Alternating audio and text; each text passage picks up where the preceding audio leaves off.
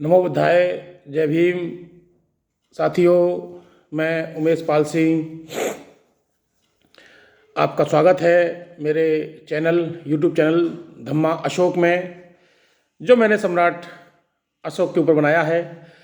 और मैंने जो है अब तक जो भी वीडियो इस पर डाले हैं, या तो बुद्ध की गाथाओं को लेके या बाबा साहब के संघर्ष आंदोलन को लेके इस पर वीडियो बनाए थे। अब मैंने जो है कल से एक जो है इतिहास या वीडियो बनाना शुरू किया है। कौन से इतिहास के ऊपर, जिसपे अक्सर ये विवाद रहता है कि पृथ्वी का जन्म, उत्पत्ति कैसे हुई। तो कल मैंने वीडियो बनाया था, आपने काफ़ी उसको देखा और लाइक भी किया, कमेंट कम हुए। हो सकता है कि वो इतिहास आपको कुछ कम पसंद आया। आज मैं फिर उसी इतिहास को आगे बढ़ा रहा हूँ, और अगर आपको ये लगे कि ये इतिहास वाकई में सही है और जानकारी अच्छी है, तो मेरे इस वीडियो को लाइक, शेयर और कमेंट अवश्य कीजिएगा, क्योंकि जितनी जानकारी फैलेगी लोगों के बीच, उतनी ही जागरूकता आएगी। और मेरे ये सारे वीडियो जागरूकता से लेके हैं। मेरा वीडियो बनाने का जो उद्देश्य है, वो कोई किसी धार्मिक पर टिप्पणी करना या किसी व्यक्ति का विरोधाभास मेरा नहीं है। केवल जानकारी होनी चाहिए कि जो लोगों के बीच अनभिज्ञता है, उस अनभिज्ञता को हम बाहर निकाल सकें। यही मेरा उद्देश्य इस वीडियो को बनाने का है। तो कल मैंने जो है इतिहास आपको बताया था, वो पृथ्वी की उत्पत्ति से लेके और 5 हिम युगमों के बारे में बताया, और फिर ये बताया कि रीढ़ विहीन जंतुओं से लेके मानव तक की उत्पत्ति कैसे हुई। ये हमारे सामने आ गया, और होमोसेपियंस के बारे में हमने जानकारी प्राप्त कर ली। और अब जो है इस वीडियो में जो मैं आगे बताने वाला हूँ, वो पाषाण काल पे मैंने छोड़ा था। पाषाण काल जो है क्या था, पाषाण काल के बारे में बताएंगे, और उसके बाद कौन कौन से काल आए, तो वो सब जानकारी हम आज इस इतिहास में, आज इस वीडियो में इस इतिहास के बारे में जानेंगे। तो बात करते हैं पाषाण काल की। प्रत्येक काल उस समय प्रचलित औजारों तथा उपकरणों के आधार पर विभाजित किया गया है, क्योंकि ये उस काल के इतिहास को जानने की प्रमुख साधन थे। पाषाण काल में मानव ने पत्थर के टुकड़ों को तोड़कर उनको जोड़कर, काट कर, छाट कर क्या बनाया, औजार बनाए। और औजारों की आवश्यकता क्यों पड़ी उनको? क्योंकि उनको जो है कच्चा मांस चाहिए था जानवरों को, और जानवरों को मारने के लिए कोई हथियार उनके पास नहीं था। इसलिए उन्होंने अपने जो है पत्थरों का काट छांट के हथियार बनाने का प्रयास, औजार बनाने का प्रयास किया। तो पाषाण काल को सामान्यतः 3 प्रमुख भागों में बांटे जाते हैं। 3 प्रमुख भागों में बढ़ जाता है पाषाण काल। कौन कौन सा? पुरा पाषाण काल, मध्य पाषाण काल और नव पाषाण काल। तो पाषाण काल कितने भागों में बटा? 3 भागों में, पुरा पाषाण काल, मध्य पाषाण काल और नव पाषाण काल। अब इसमें जो आपका नव पाषाण काल है, वो फिर जो है क्या नाम है, बढ़ जाता है। जो पुरा पाषाण काल है, वो निम्न पुरा पाषाण काल भी होता है, मध्य पाषाण काल, मध्य पुरा पाषाण काल भी होता है, और नव पाषाण काल जो है वो उत्तर पुरा पाषाण काल के रूप में हम इसको विभाजित कर सकते हैं। तो पुरा पाषाण काल की हम यहाँ चर्चा करेंगे। किसकी? पुरा पाषाण काल की। अच्छा, इन कालों का जो है जो समय है, वो भी मैं आपको बताऊंगा कि कितना कितना समय रहा है। जैसे कि निम्न पुरा पाषाण काल है, वो 26 लाख से लेके 1 लाख ईसा पूर्व रहा है। 26 लाख से लेके 1 लाख ईसा पूर्व। साथियों, जानकारी को ध्यान से सुनना आप। अच्छा, मध्य पाषाण काल आपका जो है 1 लाख से लेके 40,000 के बीच रहा है, और उत्तर पाषाण काल 40,000 से लेके 10,000 के बीच रहा है। तो इतिहास की दृष्टि से आपको ये समझ में आ गया कि 400 करोड़ वर्ष पूर्व पृथ्वी का जन्म हुआ, किस तरह से वो ठंडी हुई, ठंडी होके उस पर जो है मानव का विकास हुआ धीमे धीमे, और पेड़ पौधों का विकास हुआ, जानवर आए, पहले रीढ़विहीन आए, फिर रीढ़ वाले आए, खोल वाले आए, फिर जो है मानव की उत्पत्ति बानरों से हुई, आदि मानव बना, आदि मानव से मानव बना, और मानव अब इस समय कच्चा मांस, जो पाषाण काल का जो आदि मानव है, वो अभी कच्चा मांस और कंदमूल खा रहा है। उसके लिए उन्होंने औजार की उत्पत्ति कर ली। कौन से औजार के? पत्थर के औजार बनाए, इसलिए उसको पाषाण काल कहा। पाषाण पत्थर कहते हैं, तो पाषाण काल कहा उसको। और पाषाण काल के विभाग जो अन्य जो भागों में विभाजित हुआ था पाषाण काल, मैंने वो बता दिया। उनका काल 26 लाख वर्ष ईसा पूर्व से 26 लाख वर्ष से 10,000 पर हम लोग इस समय आ चुके हैं साथियों। तो इसके बाद जो सभ्यताएं आई वो नदी घाटी सभ्यताएं हैं। 10,000 के बाद की जो सभ्यताएं हैं वो नदी घाटी सभ्यताएं हैं, प्राचीन सभ्यताओं के उत्खनन से स्थल। अच्छा, ये जानकारी हमें कहाँ से मिली? देखिए, इतिहास को हमने 3 भागों में बांट दिया। कौन सा? आग ऐतिहासिक, प्राग ऐतिहासिक और ऐतिहासिक। आग ऐतिहासिक कौन सा? जो हमारे पास एविडेंस थे, यानी कि कुछ साक्ष्य हमारे पास थे, लेकिन उस लिपि को या उस जो है उत्खनन को पढ़ा नहीं जा सका, उसको समझा नहीं जा सका, उसे आग ऐतिहासिक कहा हम लोगों ने। प्राग ऐतिहासिक, उत्खनन के माध्यम से हमारे जो बुद्धिजीवी थे, विद्वान थे, पुरातात्विकवेत्ता थे, उन्होंने आइडिया लगाया कि ऐसा रहा होगा। खुदाई के दौरान जो चीजें मिली और उनसे उन्होंने क्या लगा लिया? आइडिया लगाया कि ऐसा पहले रहा होगा।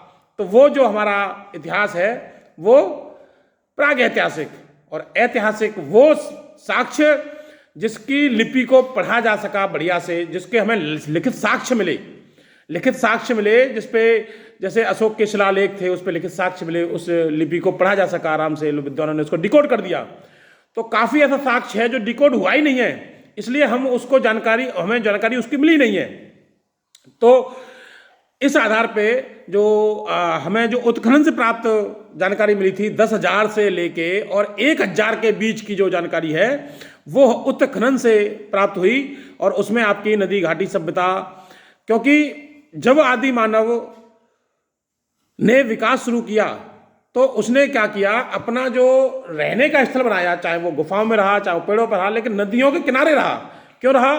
क्योंकि भोजन और पानी दो उसकी प्रमुख चीज जो है वो थी, डिमांड थी। और इसके लिए भोजन तो वो कंदमूल कच्चे या फिर पेड़ों से जो है और कच्चे मांस से अपनी पूर्ति कर रहा था, लेकिन पानी के लिए उसे नदी के पास आना पड़ता था। तो इसलिए वो नदी के पास ही अपना जो है आवास बना के, चाहे वो पेड़ों पे रहा हो या फिर वो गुफाओं में रहा हो, जैसे भी उसने अपने आवास बनाए उस समय, और उनको वहाँ रहने लगा नदी के किनारे, और पानी वहाँ से आराम से पी सके।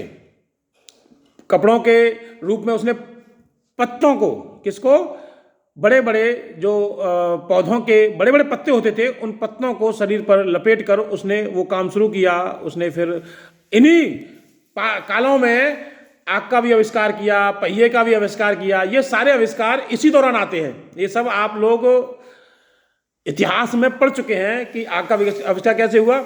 जैसे पत्थर किसी जानवर ने मारा और वो पत्थर जानवर ने लग के किसी पत्थर से टकरा गया तो उससे चिंगारी निकली, और चिंगारी से वहाँ सूखी घास या सूखे पत्ते पड़े होंगे, उनमें आग लग गई।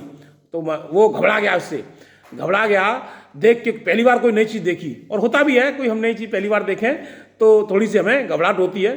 तो लेकिन उसने देखा कि जानवर उस आग के पास नहीं आ रहा था, तो उसने जानवरों से अपनी सुरक्षा के दृष्टिकोण से उसने उस आग को अपने लिए यूज किया, और उसी के पास वो कच्चा मांस बैठकर खाता था।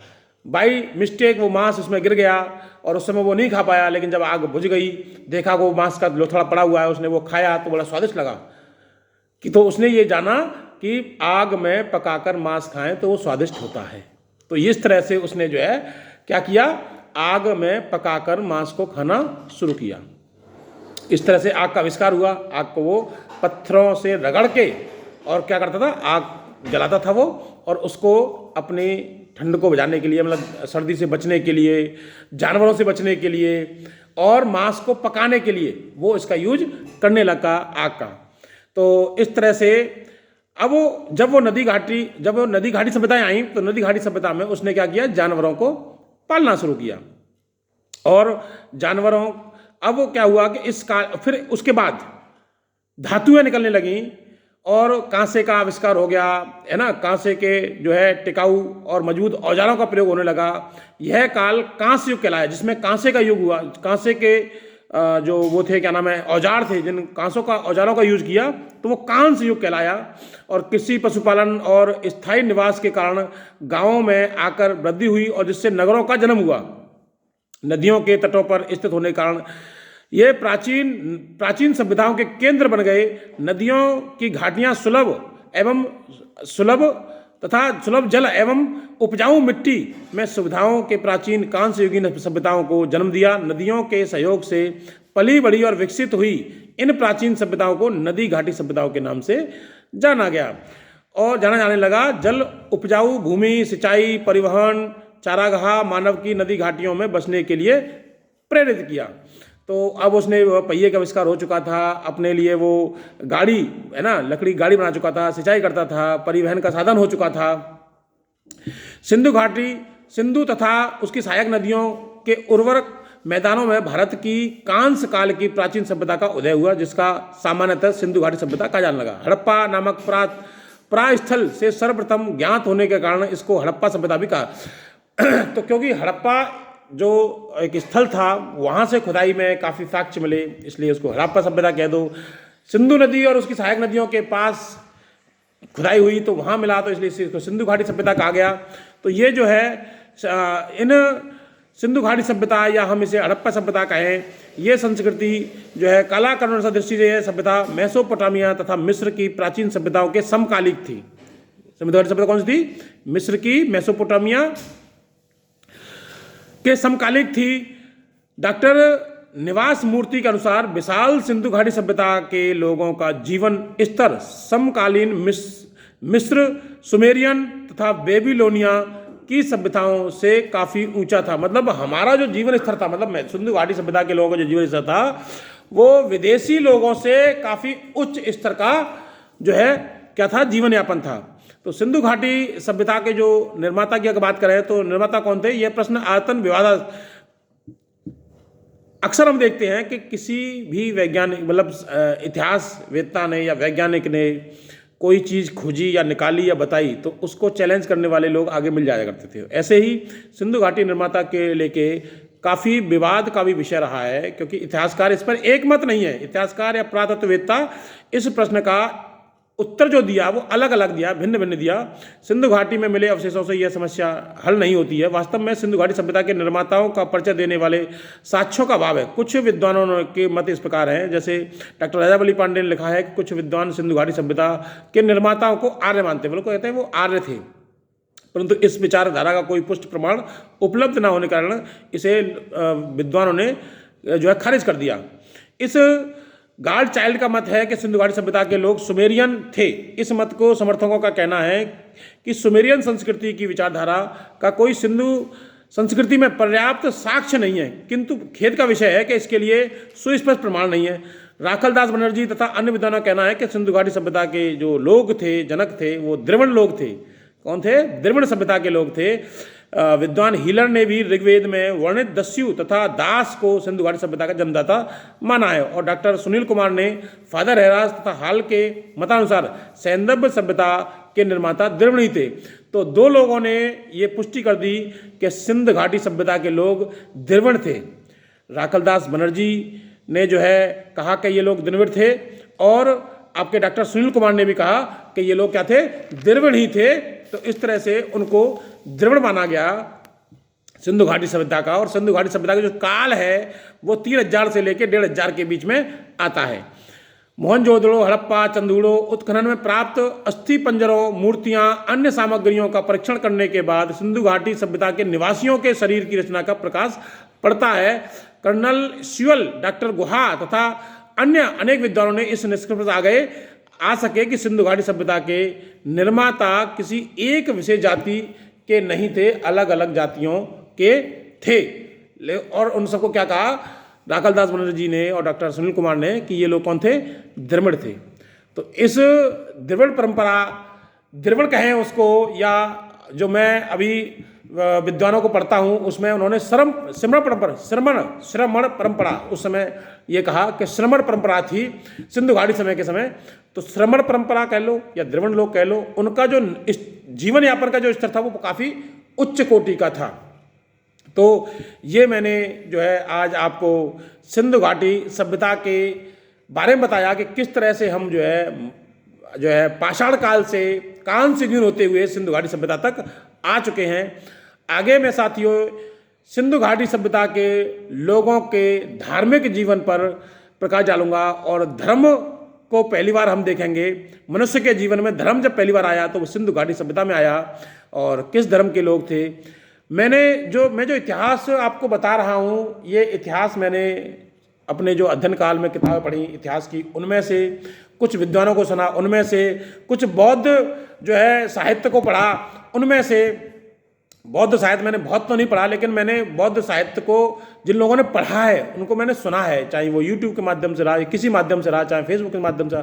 सोशल मीडिया हमारा इसमें बहुत बड़ा सहयोग करता है, बहुत बड़ी हेल्प करता है। तो मैंने इस जगह जगह से अच्छा, मैं साइंस का स्टूडेंट रहा हूँ, तो विज्ञान मैंने पढ़ी है, तो विज्ञान के बारे में मुझे जानकारी अच्छी है। मैं BSc मैंने किया, फिर MSc मैथमेटिक्स किया। मैथ का मैं टीचर हूँ, इंटर कॉलेज में बच्चों को पढ़ाता रहता हूँ अक्सर। जो है मैथ तो पढ़ाता हूँ, मेरा सब्जेक्ट है। मैं बच्चों को साइंस भी पढ़ाता हूँ, संस्कृत भी पढ़ाने को मुझे मिल रही है विद्यालय में। तो काफ़ी जानकारियाँ, संस्कृत साहित्य भी पढ़ते हैं हम लोग, उनसे भी जानकारी मिलती हैं। काफ़ी किताबों का संग्रह है ना, बाबा साहब के जो है, बाबा साहब को पढ़ के ये जिज्ञासा जगी कि किताबें हमारे पास भी होनी चाहिए। तो जहाँ जहाँ जाता हूँ, जैसे किताब मिलती है वहाँ से किताबें भी लेके आता हूँ। इन्हीं सब चीज़ों से मैंने ये साहित्य इकट्ठा किया और आपके बीच में ला रहा हूँ इस इतिहास को।